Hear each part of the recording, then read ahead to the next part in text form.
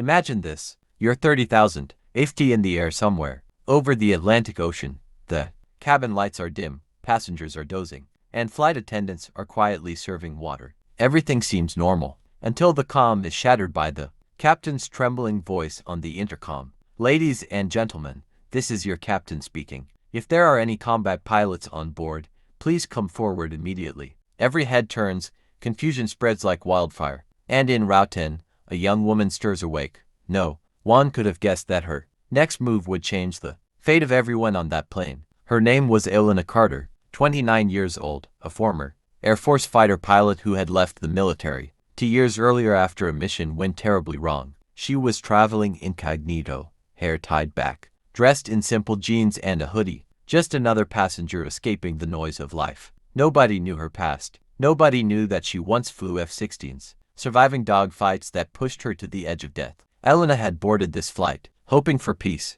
She had headphones in, a half-read book on her lap, and exhaustion pulling her into dreams. But when the captain's words cut through the air, her heart jolted awake. Combat pilots. Why would a commercial jet need a combat pilot? She unbuckled her seatbelt slowly, her instincts battling with her desire to stay invisible. Memories of her last mission flashed. Her squadron, the explosion, the comrades she couldn't save. She had promised herself she was done with flying, done with heroics. Yet something in the captain's urgent tone told her lives were at stake. Elena walked up the aisle, eyes followed her, whispers rising. What's going on? Is she really a pilot? She ignored them, her jaw tight. In the cockpit, the scene was worse than she imagined. The captain was pale, sweat dripping down his forehead. His co-pilot sat slumped, unconscious, his oxygen mask askew. Warning alarms screamed from the control panels. The plane had flown into a violent storm, and now a systems failure left it barely stable. The captain's voice cracked. We lost autopilot. My co-pilot's out and turbulence has damaged controls. If I collapse too,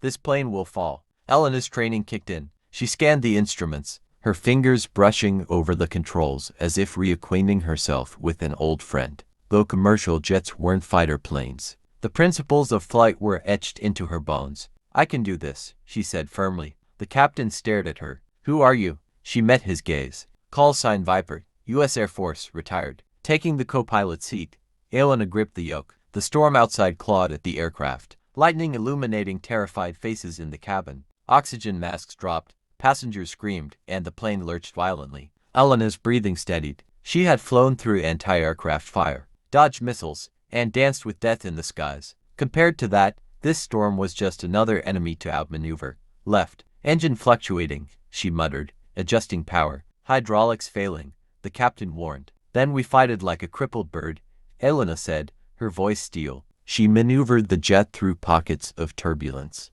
riding air currents like she once had in combat. Every move demanded precision. Too sharp and the plane would rip apart. Too soft, and they'd lose altitude. In the cabin, passengers clung to each other, unaware that the woman from Route 10 was their only hope. A little girl whispered too. Her mother, is she an angel? The mother, tears streaking her face, nodded. Hours felt like minutes. Fuel was running low, and the storm wasn't relenting. Elena's arms ached, her nerves burned, but she didn't falter. She spotted a faint strip of runway, lights through the storm. The emergency landing strip of a coastal air base tower. This is Delta 473, former USAF pilot at controls. Request emergency landing. Static crackled. Then the voice of an air traffic controller came through. Copy that, Viper.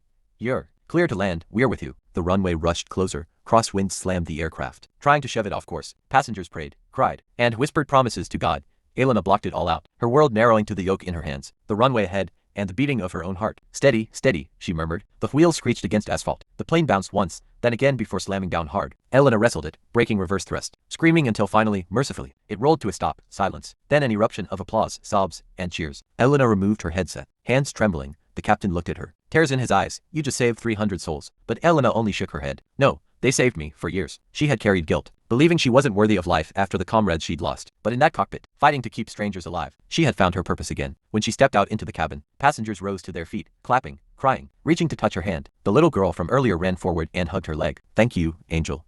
Elena smiled through tears. For the first time in years, she felt whole. And so, A woman who wanted to disappear became a hero in the sky. Elena Carter didn't ask for recognition, medals, or fame. She only asked for peace. And somehow, by saving others, she found it again. Life is unpredictable. Sometimes the person you least expect carries the strength to save everyone. Row 10 will never be forgotten because that's where an angel was sleeping, waiting for the call. Clapperboard. If this story moved you, share it with someone who needs hope today. Don't forget to like, comment your thoughts, and subscribe for more powerful